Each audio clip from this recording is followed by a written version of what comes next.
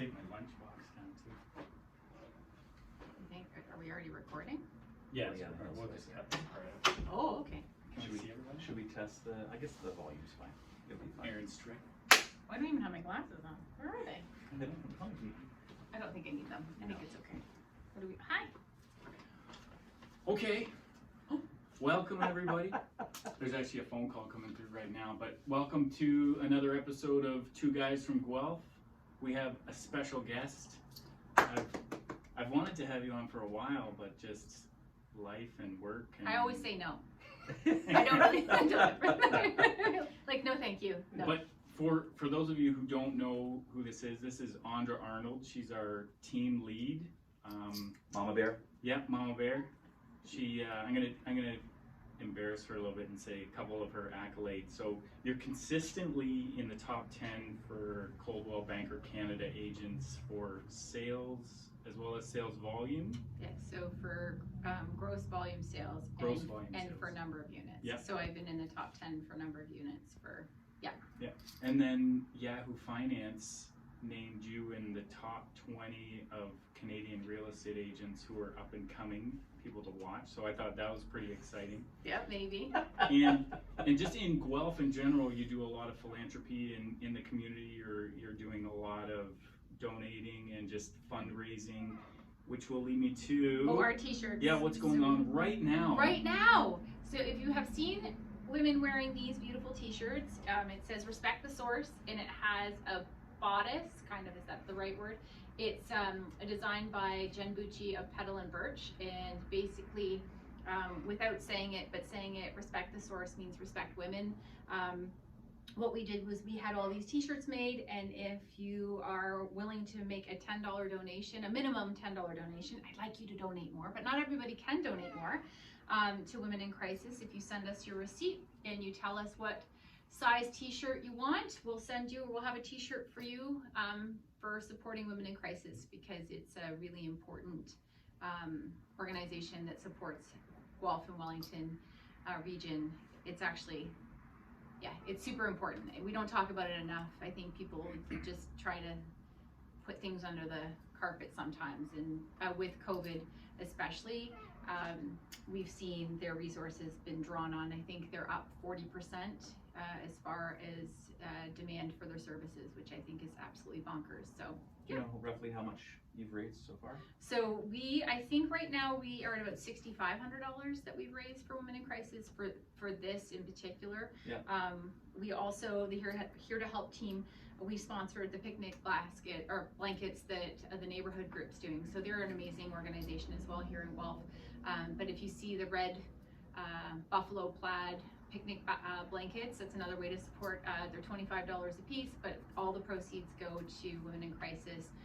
Our team purchased them for them to put them into all of their upcoming picnic baskets and such for the neighborhood group. So yeah. Perfect. And you can just find that on Andra Arnold, your website. I think it might be on my website, and it's on the neighborhood group website. It's also on Wellington Women in Crisis' website as well. Yeah. So I make sure, yeah, I was joking around, we have like 40 viewers. Yes. So 40 of you. Yeah. Don't let him talk about you. 40 people are very important, and if we get 41, welcome. Yes. So. But the reason I wanted to have you on is because you're extremely successful in real estate. You're also a real estate investor with your husband, which you are both very successful at. But this year, something out of the ordinary happened, where you had some tenants that didn't agree with what the payment plan was. Joe's being very kind. Yeah. So, pre-COVID, I would say that I'm probably like not a normal landlord. I'm a sucker, not a sucker. I would rather be able to give somebody a home at a fair price than for us to, we don't charge extremely high rents for our properties. What my husband and I, Kelly and I, normally do is we buy distressed properties, but not distressed properties where we're picking them up from people wholesaling, but like we've ended up purchasing properties that, my clients, I've exhausted all my client base to them, and they're just too much work for them to take on. So we've actually picked up, most of our properties have been like that. So either bank sales or they're just in such dire straits, people don't want to purchase them. We fix them up and then we find a family to put in them. So we actually had chosen this tenant down on his luck. He had a really great story. For the first couple of years, he was a good tenant, and then all of a sudden, he decided that he was not going to pay his rent anymore. So pre-COVID, we had already started the eviction process, and COVID really has been, it's been awful for a lot of people, but thankfully my husband and I or Kelly and I, were okay, and we could afford it, but we had somebody who didn't pay rent for 16 months. And not only they didn't pay rent for 16 months, in those 16 months, they actually started to destroy the property. That was the thing that was so bothersome, is that it'd be different if they had kept the house. And they shut down communication too. yeah, they shut down communication with the new COVID regulations. They denied access. We were actually going to try to sell the property. They wouldn't allow people in. Like, it just got out of hand. Mm-hmm. Like, we had to have the sheriff come. They did move out eventually, but we actually missed. So we got an eviction, and then the eviction ban went into effect, and so the eviction ban went into effect, so you can't evict anybody, and then the process starts over. So we had an eviction for January, and then the first eviction ban went into place, and then we got the second eviction, got the hearing, and then we got the second eviction sorted out, and then the eviction ban went into place. It was not. They were like pretty close to each other, Yeah. weren't they? So February, and there was an eviction ban in February, and then there's been an eviction ban this last. So I guess Easter, right? That was Easter. Yeah. Wait, no, that's wrong. We had an eviction ban last year, and then we had the eviction ban in February. We actually got them out in March. They owe us $32,000. That's how much money they owe us. Yeah, and that's one of the reasons why I wanted you to talk about this, because there's a lot of people that I think would be afraid of getting into real estate investing Because of this. Yeah.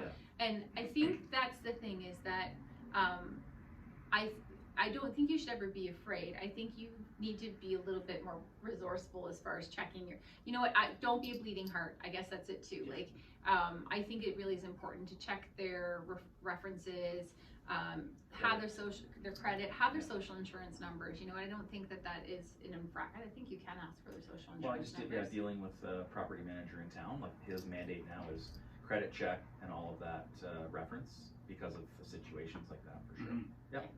Yeah. And two, like, I think most tenants are great. Like, you know what? Tenants, some people don't ever want to own a home, and that makes a lot of sense. And that I believe that when there are tenants in properties, like, that's your home. Mm-hmm. So that's, you know, I don't want to invade your privacy. I don't want to do any of that. But I think it's important just to have a better understanding of who those people are.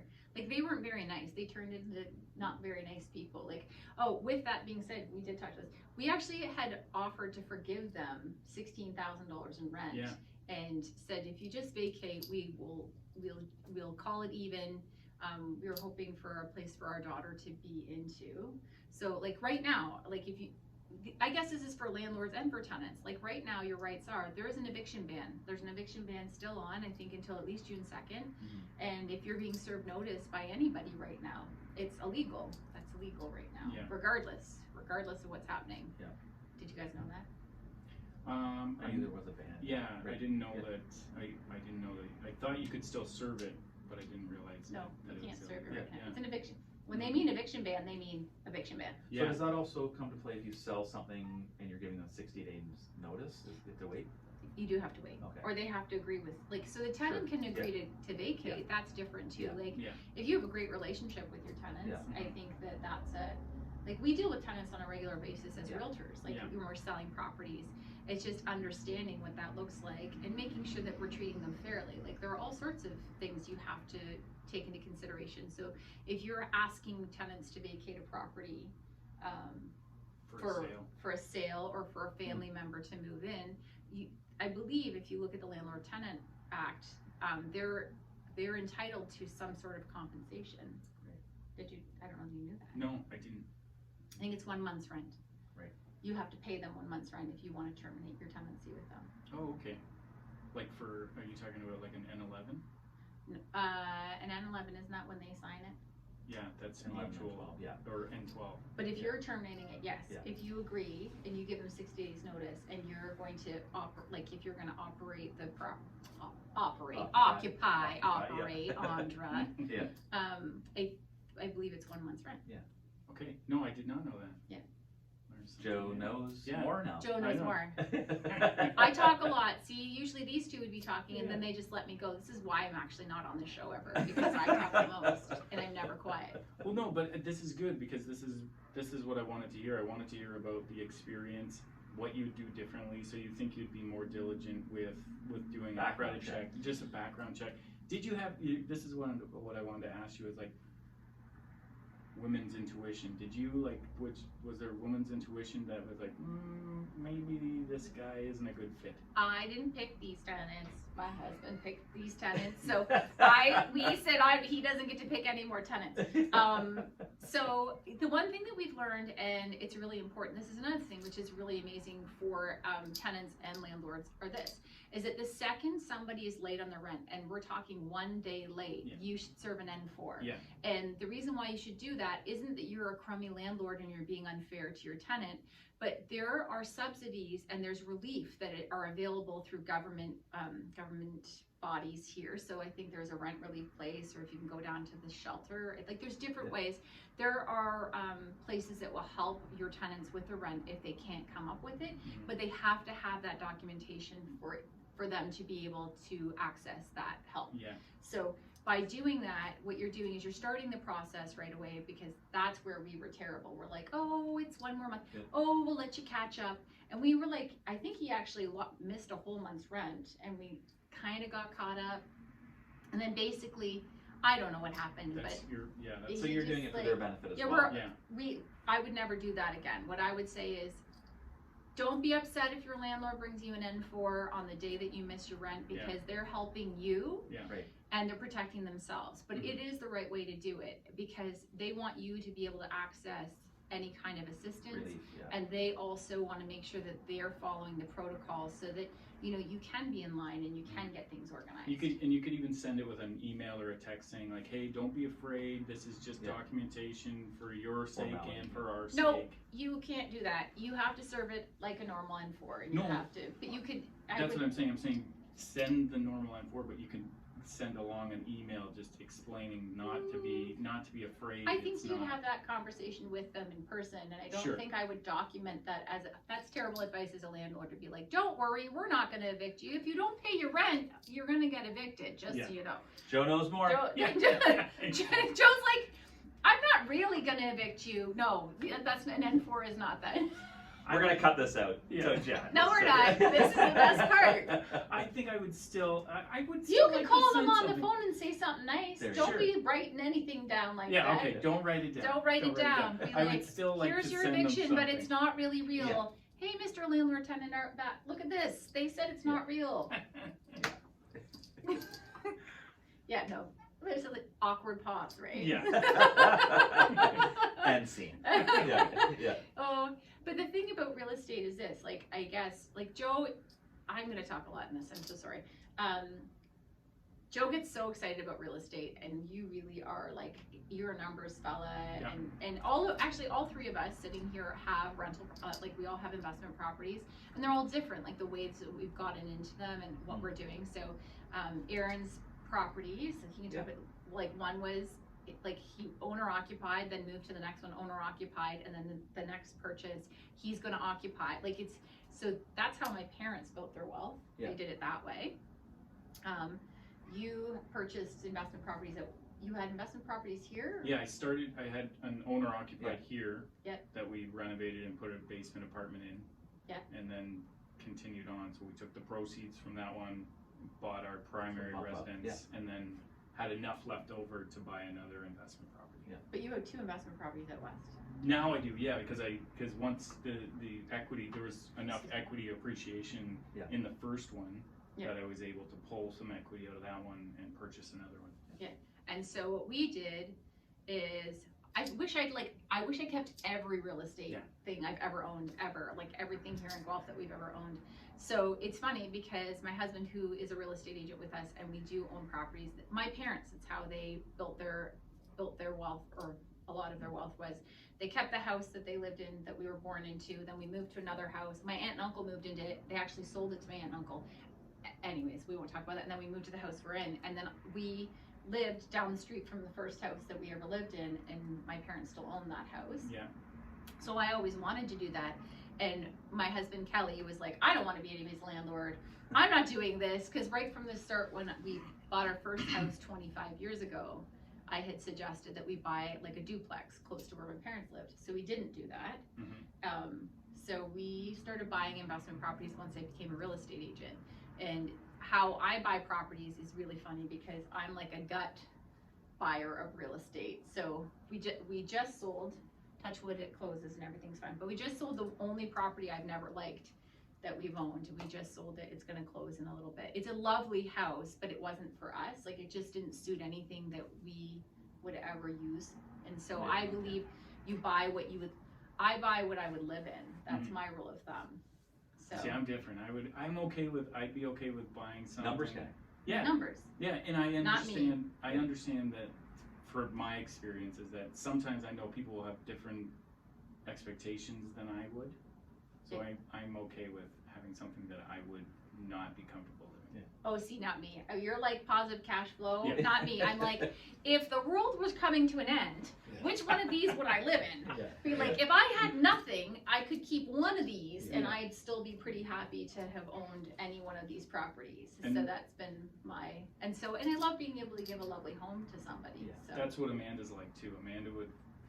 Amanda's much more into wanting something that she would like to live in. yeah, because even the first, I don't know, you know the story about our first rental property we bought, was I was going to list a house, and I still talk to the people that I bought it from, and it was just off of when the rental, like, so the student housing, it usually we sell mostly between January and March is when like the hot investor market is for student rentals. Don't you find that that's right? So because then you can do leases, and they had missed it.